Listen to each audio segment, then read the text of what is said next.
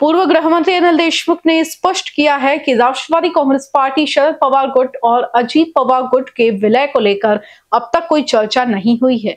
उन्होंने कहा कि इस प्रकार की बातें केवल मीडिया में हो रही हैं, जबकि पार्टी के स्तर पर ऐसी कोई बातचीत नहीं हुई है। उन्होंने संजय राउत के बयानों पर प्रतिक्रिया देते हुए कहा कि राउत जो बोल रहे हैं वो उनकी जानकारी पर आधारित हो सकता है, लेकिन हमारे पास ऐसी कोई जानकारी नहीं है। उन्होंने आगे कहा कि एकनाथ खड़से हमारे वरिष्ठ नेता है और वे हमारे साथ ही है। जब कोई चर्चा ही नहीं हुई तो उसमें अड़चन की बात ही नहीं उठती। चर्चाच नाही तर खोटं टाकण्याचा काय प्रश्न आहे? चर्चाच नाही, चर्चा जर असेल कुणी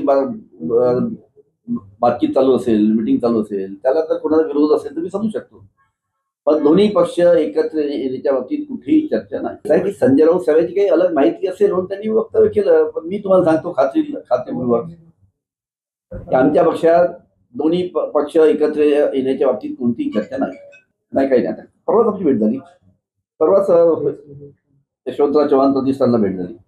त्यांच्या वक्तव्याला संपूर्ण महाराष्ट्र सिरियसली घेतो। ते भारतीय जनता पार्टी वाले तर परेशान आहे त्यांच्यामुळे। एकदा त्यांची 9 वाजता त्यांनी प्रेस कॉन्फरन्स घेतल्यानंतर दिवसभर ते भारतीय जनता पार्टीच्या नेत्यांना त्यांना उत्तर द्यावं लागतात आणि त्याच्या थोडीशी ते उत्तर सुद्धा देऊ शकत नाही। राऊत साहेब त्यांची जी माहिती आहे त्या हिशोबाने बोलतात, नाही ती खरी नाही। ठीक आहे, संजय राऊत साहेबांची काही माहिती अलग असेल, पण मी तुम्हाला सांगतो की आमच्या पक्षात कुठेही या बाबतीत कुठेही चर्चा नाही।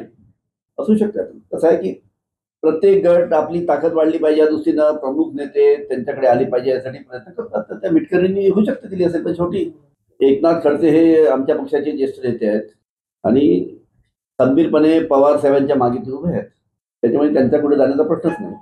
स्थानीय स्वराज्य संस्थाओं की चुनावी रणनीति पर बात करते हुए देशमुख ने कहा कि स्थानीय निकाय चुनाव में हर पार्टी स्थानीय राजनीतिक परिस्थिति के आधार पर निर्णय लेती है। उन्होंने बताया कि कुछ जिलों में महाविकास अघाड़ी के साथ गठबंधन संभव है तो कुछ जगह नहीं। इस पर जिला विचार चर्चा की जा रही है। नागपुर के संदर्भ में उन्होंने कहा कि शहर के प्रमुख नेताओं के साथ बैठकर चुनाव निर्णय लिया जाएगा। आमचा पक्ष जे आहेत, मी आहे, रमेश भंग आहे, अनेक आमचे वरिष्ठ नेते आहेत, अनेक माजी आमदार आहेत, सगळे आम्ही एकत्र मिळून त्यानिमित्तानं महानगरपालिकेच्या निवडणुकीला कसं सामोरं जायचं याच्या बाबतीत आमची रणनीती आम्ही ठरवू। चर्चा चालू आहे सध्या। अवकाली बारिश से हुए नुकसान पर चिंता जताते हुए अनिल देशमुख ने कहा कि नरखेड़ और काटोल क्षेत्र में भारी बारिश के कारण संतरा की फसल को भारी नुकसान पहुंचा है। उन्होंने मांग की कि एनडीआरएफ या एसडीआरएफ के माध्यम से किसानों को शीघ्र सहायता दी जाए। उन्होंने ये भी कहा कि किसानों को कर्ज माफी नहीं दी गई है और कपास सोयाबीन उत्पादक किसान संकट में हैं। ऐसे में सरकार को तत्काल मदद करनी चाहिए। की ज्या पद्धतीनं हा जो पाऊस झाला, एकाएकी जो पाऊस आला, त्याच्यामुळे मोठ्या प्रमाणात शेतकऱ्यांचं नुकसान झालंय। त्याचा सर्वे लवकरात लवकर शेतकऱ्यांना मदत मिळाली पाहिजे आणि सर्वात महत्त्वाचं म्हणजे या अवकाळी पावसामुळे जो बरखेड, काटोल, वरुड, मोर्शी या भागामध्ये मोठ्या प्रमाणात संत्रा होतो आणि या पाऊस आल्यामुळे आता जो मृग बार जो फुटतो तो आता मृग बार फुटायला अडचण जाणार आहे, कारण की हा पाऊस पडल्यामुळे आता मृग बार फुटतो की नाही अशा प्रकारची चिंता त्या निमित्तानं शेतकऱ्यांच्या समोर आहे। कारण की अशा पद्धतीने अवकाळी पाऊस झाला तर संत्र्याच्या झाडाला ताण भेटत नाही आणि ताण भेटला नाही तर तो मृग बार फुटत नाही, त्याच्यामुळे फार मोठ्या प्रमाणात संत्रा उत्पादक शेतकऱ्यांची अडचण होऊ शकते। अशा पद्धतीचं या पावसामुळे नुकसान झालंय।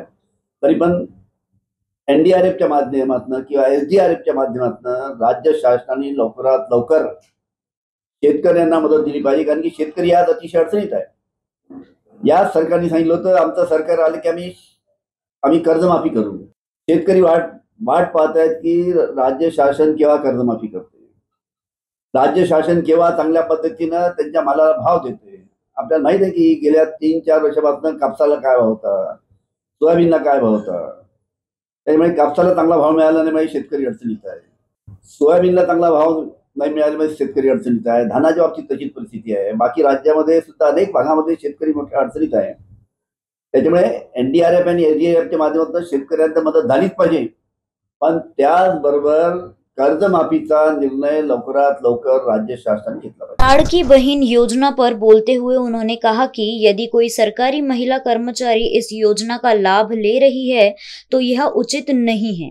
52 महिलांनी लाभ घेतला तर कुठेतरी त्यांच्याकडून वसुली होईल अशी माहिती. नक्की असं आहे की शासकीय कर्मचारी एखादी महिला असेल ती जर लाभ घेत असेल लाडल्या बहिणीचा तर अतिशय चुकीचं आहे. राज्य शासनाने त्यांच्याकडनं पैशाची वसुली केली पाहिजे. राज्य महिला आयोग पर उन्होंने कहा कि ये एक महत्वपूर्ण संस्था है, लेकिन वर्तमान में अध्यक्ष चाणक्य के पास अन्य सदस्यों की नियुक्ति नहीं हुई है।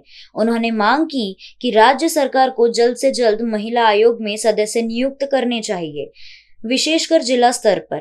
साथ ही उन्होंने ये भी कहा कि महिला आयोग पर राजनीतिक नियुक्ति नहीं होनी चाहिए, हालांकि ये सरकार का निर्णय होता है। कसं आहे की महिला आयोग ही अतिशय महत्वाचा आयोग आहे. जेव्हा जेव्हा महिलांवर अत्याचार होतात त्या ठिकाणी महिला आयोगाच्या माध्यमातून दखल घेतली जाते आणि त्याच्यावर योग्य ती कारवाई करण्यासाठी त्यांचा पाठपुरावा राहतो. आज अतिशय दुःखाची गोष्ट आहे की राज्य महिला आयोगावर फक्त राज्य महिला आयोगाच्या अध्यक्षा दाखल करता आहेत, त्यांच्या हाताखाली त्यांचे सदस्य नाही आहेत. जिल्ह्याच्या सरावच्या कमिटीमध्ये सुद्धा नेमणूक झाली नाही.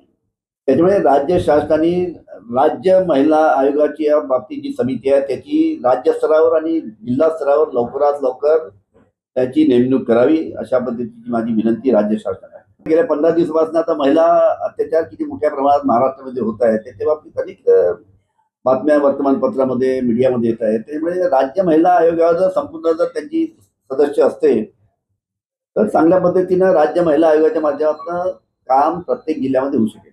नाही पण बाकी त्यांच्या हाताखाली ज्या राज्याच्या सदस्य आहे त्या महिलांची लवकरात लवकर राज्य महिला आयोगावर त्यांची नेमणूक राज्य शासनाने केली पाहिजे.